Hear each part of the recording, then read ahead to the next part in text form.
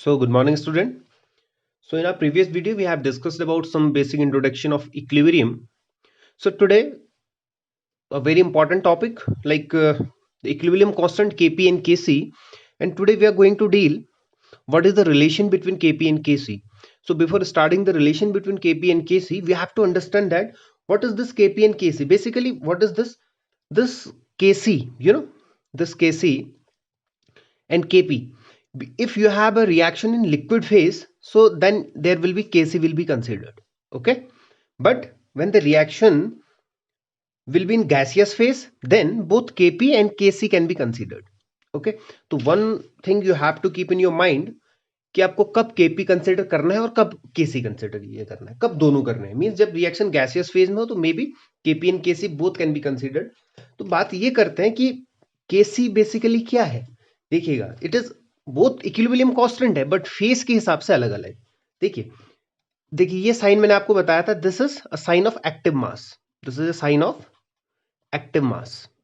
Okay, so active mass means the means number of moles per unit volume. Number of moles per unit volume, basically it is a concentration or you can say molarity. Okay, and if suppose this is any reaction in a gaseous state, on that case number of moles per unit volume you can take its partial pressure of gas. Means this active mass for gas can be equal to partial pressure. It can be equal to partial pressure. Okay, so for different types of reaction, basically देखिए student, equilibrium constant का कोई unit नहीं होता है. ठीक है, the equilibrium constant has no unit when the number of moles of product and reactant will be same. अब मैं आपको एग्जांपल लिख के दिखाऊं. देखो अभी मैं बेसिक लेके चल रहा हूं. ठीक है, लॉ ऑफ मास एक्शन के अकॉर्डिंग देखिएगा, N2 गैस प्लस मान लीजिए O2 gas gives equilibrium 2NO gas. ठीक है, अगर मैं आपसे नॉर्मल के लिखने को ये बोलता हूं according to law of mass action, तो आप सीधे सीधे ये लिखेंगे NO गैस का स्क्वायर डिवाइडेड बाय ये क्या है बोलिए N2 active mass N2 gas and O2 gas. ठीक है, अगर मैं यूनिट लिखने की बात कहूं के का, तो आप क्या लिखेंगे यूनिट ऑफ के. देखिए concentration active mass that will be mole per litre की स्क्वायर डिवाइडेड बाय N2 का लिखेंगे that is mole per litre, O2 का लिखेंगे that is mole per litre. देखिएगा कैंसिल हो जाएगा, so that will be no unit. That will be no unit when the reaction both the number of moles of product and reactant will be same. But अपने को क्या देखना है, यहां पर ध्यान से देखना है स्टूडेंट. अगर आपके पास कोई रिएक्शन ऐसा है, मान लीजिए आपके पास रिएक्शन है कि जो एक्टिव मास है ना वो सॉलिड के केस में 1 होगा. The active mass of solid is considered unity, मतलब 1 लेंगे आप सॉलिड का एक्टिव मास. कैसे लेंगे देखिए, फॉर एग्जांपल आपके पास कोई रिएक्शन है, देखते हैं कोई रिएक्शन है, मान लीजिए this is CaCO3 is in equilibrium with CaO plus CO2 plus CO2. अब देखिएगा इसमें क्या है स्टूडेंट, बहुत इंपॉर्टेंट की रिएक्शन है. अब देखिएगा इसमें this CaCO3 is solid, this CO is also solid and this CO2 that is gas. Carbon dioxide क्या है, गैस है. अब यहां पर अगर मैं आपसे कहता हूं कि आप Kc लिखिए, तो आप क्या लिखेंगे, आप लिखेंगे active mass of CO2. Active mass of CO2. अब ऐसा नहीं लिखेंगे active mass of CO2 into active mass of CO upon active mass of CaCO3, because यहां पर ये दोनों क्या है स्टूडेंट, सॉलिड है. तो सॉलिड का जो एक्टिव मास होगा वो क्या होगा, यूनिटी होगा, चेंज नहीं होगा, उतना चेंज नहीं हो पाएगा, सॉलिड है. ठीक है, तो उस केस में हम किसको कंसिडर ये करेंगे, केवल गैस को कंसिडर ये करेंगे. ठीक है, और जहां पर फेज चेंज होता है स्टूडेंट, मतलब स्टेट चेंज होती है, तो उस केस में आप लिक्विड का भी, अगर लिक्विड और गैस, मान लीजिए कोई लिक्विड और गैस के केस में कोई इक्विलिब्रियम में है, मान लीजिए आप ऐसे कुछ है. ठीक है, चलो यहीं पर कर लेते हैं. फॉर एग्जाम्पल आपके पास है H2 वाटर लिक्विड में है और इक्विलिब्रियम में किसके साथ, गैस के साथ. किसके साथ, गैस के साथ. ठीक है, तो इस केस में देखिएगा जो स्टेट चेंज हो रही है ना, देखिए वाटर लिक्विड स्टेट में किस में जा रहा है, गैस में जा रहा है. So for this what will be the Kc and what will B Kp. देखिए Kc के केस में कैसे लेंगे आप, किसको लेंगे, केवल the active mass of liquid with gas, ये लिक्विड का एक्टिव मास है, तो गैस के साथ अगर ये इक्विलिब्रियम में है तो उसको भी हमेशा कितना ये लेंगे, 1 लेंगे। तो यहां पर सिर्फ और सिर्फ क्या आ जाएगा, H2, ठीक है। और Kp में भी क्या आ जाएगा, H2 की पावर 1 प्रेशर, ठीक है। तो means Kc is equal to active mass of H2O, that is 1।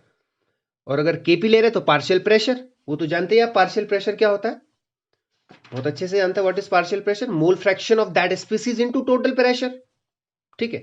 तो सिंपल सा चीज है, that is partial pressure of that, water के केस में लेंगे पार्शियल प्रेशर ऑफ H2 की पावर 1, ओके।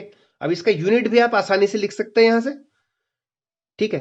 अब आप देख लीजिए पार्शियल प्रेशर है तो गैस का एटीएम में ले लीजिए, और नॉर्मल इस तरीके से एक्टिव मास है कंसंट्रेशन, तो उसको ले लीजिए किसमें, number of moles per unit volume, means क्या ले सकते हैं, मोल्स पर लीटर में ले सकते हैं, ठीक है। तो आसान सी चीज है, कब आपको केपी लेना है, कब आपको केसी लेना है, दो चीजें बता दी मैंने आपको कि अगर सॉलिड का तो अपने को 1 लेना हुआ है, लेकिन अगर लिक्विड गैस के साथ इक्विलिब्रियम पर है तो इन दैट केस अगर लिक्विड जो है वो गैस के साथ इक्विलिब्रियम में है तो इसका भी क्या लेंगे, 1 लेंगे, ठीक है, ओके। अब थोड़ा सा देख लेते हैं इसमें, what is the relation between this KP and KC, okay. KP और केसी के बीच में क्या रिलेशन, ठीक है। बड़ी आसान सी चीजें देखिएगा, केपी और केसी में रिलेशन। आइए शुरू करते हैं। अब देखो मैं आपको एक रिएक्शन लिखता हूं, सिंपल सा रिएक्शन है, तो बेसिकली आपको समझ आ जाएगी सारी चीज। मान लीजिए एक रिएक्शन है मेरे पास, N1A प्लस N2B, कुछ भी हो सकता है, गिव्स N3C प्लस N4D, ठीक है। अब मैं आपको यहां पर गैस लिक्विड करके नहीं बता रहा हूं, एक जनरल ये कंसिडरेशन है, ठीक है स्टूडेंट। तो just take it as a general ये कंसिडरेशन। तो अब यहां से अगर मैं लिखना चाहूं केसी, अभी जनरल लिख देता हूं मैं, फिर वो मैंने बता दिया आपको कब लिक्विड के लिए गैस के लिए कैसे लिखेंगे, वो प्रैक्टिस में जैसे यूनिट्स वगैरह आप निकालेंगे अपनी बुक से एग्जाम्पल से, तो आपको चीजें ज्यादा क्लियर हो जाएंगी। देखिए अगर मैं इस रिएक्शन के लिए केसी लिखता हूं स्टूडेंट, तो क्या हो जाएगा, C टू द पावर, अभी मैं ब्रैकेट ऐसे ही ये लिख दे रहा हूं, आप प्रॉपरली बना लीजिएगा ब्रैकेट, ठीक है। C की पावर N3 इंटू D की power N4 divided by what, A की पावर N1 इंटू B की power N2, simple.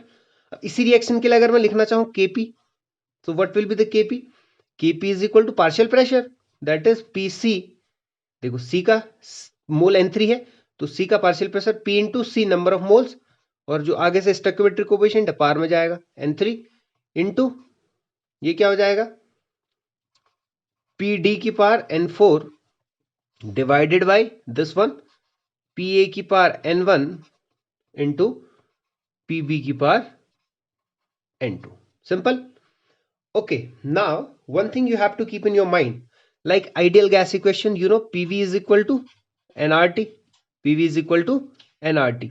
So in that case P is equal to what student, N over VRT, okay. So P is equal to number of moles per unit volume is CRT, okay. So in similar case I can write this equation like this, Kp, so I can write Kp is equal to what, Kp is equal to Pc, okay, की power N3. So in place of P I can write CRT, in place of Pc I can write C into CRT, okay, की power that is N3. Similarly PD I can write it C into D RT की power N4, and upon PA, in place of P I can write CRT, so in place of PA I can write CART की power N1 into, in place of PV I can write CBRT की power N2, okay student. So now I can take this equation like this, Kp is equal to, so C I can write it like on separating C की power N3 into, from here D की power N4, D की power N4, now RT की power you can write N3 plus N4 divided by what, Ca, I can write a ki power n1 into, from here I can write b ki power n2. Okay, now on separating RT, taking common, that will be n1 plus n2 plus n2. So now you can write this whole c ki power n3 d ki power like this, c ki power n3 d ki power n4 upon a ki power n2 b ki power c ki power n3 d ki power n4 upon a ki power n1 into b ki power n2. So this is this one equation. Okay, so I can write this whole kp is equal to, this one is what, kc, this one is kc. Now this is what, rt ki power what, this is n3 plus n4, this one upon n1 plus n2. Okay, so now I can write this equation finally like this. Kp is equal to what, kp is equal to kc into rt ki power, this is n3 plus n4 minus n1 plus n2.